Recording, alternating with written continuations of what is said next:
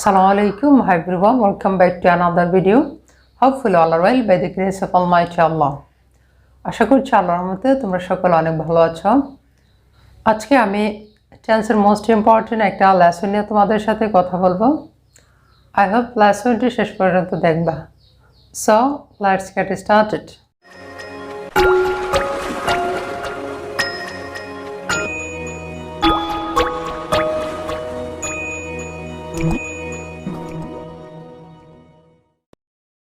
তোমরা যারা আমার প্রিভিয়াস লেসনগুলো করেছো সেখানে আমি ফিউচার সিম্পলের ডাবলএস কোয়েশ্চেন নিয়ে কথা বলেছিলাম আর আজকের লেসনটি মূলত হবে ফিউচার সিম্পলের অক্সিলারি ফর্ম দিয়ে কিভাবে কোয়েশ্চেন তৈরি করতে হয়। আই হোপ লেসনটি শেষ পর্যন্ত দেখবা। ফিউচার সিম্পল অক্সিলারি কোয়েশ্চেন, এই সেন্টেন্স স্ট্রাকচারটি হচ্ছে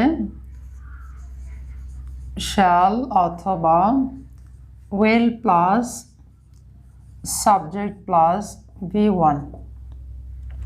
ফিউচার সিম্পল অক্সিলারি ফর্ম দিয়ে কীভাবে কোয়েশ্চেন তৈরি করতে হয় সেই স্ট্রাকচারটা আমি এখানে উল্লেখ করেছি। দেখো, shall অথবা will plus subject plus V1 যখন অক্সিলারি ফর্ম দিয়ে কোয়েশ্চেন তৈরি করবে তখন সেন্টেন্সের শুরুতে কি বসাবা? অক্সিলারি ফর্মটা বসাবা।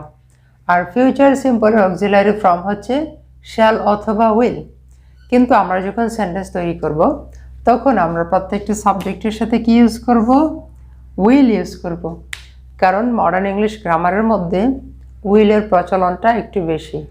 ওকে, তাহলে আমরা একটা এক্সাম্পলে আসি।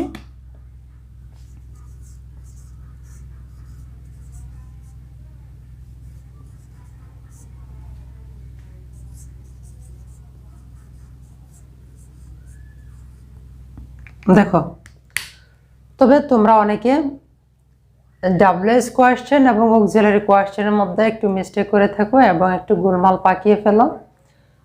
আই থিঙ্ক আজকের লেসনটা একটু মনোযোগ দিয়ে যদি করো তাহলে তোমাদের সে প্রবলেমটা আর হবে না। এখানে একটা সিক্রেট বিষয় হচ্ছে তুমি কি খেলবে।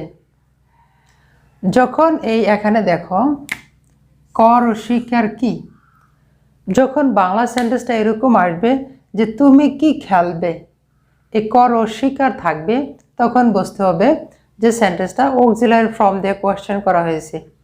এই অক্সিলারি ফর্মের কোয়েশ্চেনের অ্যান্সার হবে ইয়েস নো। এখানে কি বলা হয়েছে? তুমি কি খেলবে।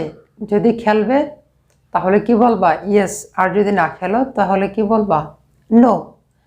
এখন এই রসিকারটা যদি দীর্ঘিকার হতো তখন কি হতো? ডাবলএস কোয়েশ্চেন হয়ে যেত, তখন এটা একটু ব্যাখ্যামূলক হয়ে যেত। তখন কি হইতো? তুমি কি খেলবে, অর্থাৎ তুমি কি ক্রিকেট খেলবে, না ফুটবল খেলবে, না দাবা খেলবে, সো মেনি থিংস একটু সংজ্ঞায়িত করতে হবে। ওকে, তাহলে তুমি কি খেলবে এই সেন্টেন্সে আমরা প্রথমে কি বসাবো? উইল বসাবো। উইল, তারপরে সাবজেক্ট। সাবজেক্ট হচ্ছে তুমি, তুমি ইংরেজি কি? ইউ। তারপরে B1, B1 হচ্ছে খেলবে, খেলা ইংরেজি হচ্ছে প্লে। আর সবার শেষে কি? Question mark. তাহলে দেখো কি হয়েছে, তুমি কি খেলবে, এটা ইংরেজি কি হলো? Will you play. তুমি যদি খেলো তাহলে কমেন্ট বক্সে জানিয়ে দাও, এবং যদি না খেলো তাহলেও কমেন্ট বক্সে জানিয়ে দাও।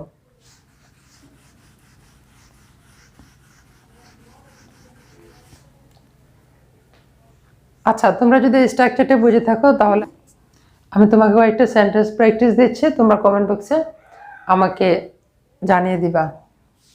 নাম্বার 1 হচ্ছে তারা কি পড়বে। নাম্বার 2 হচ্ছে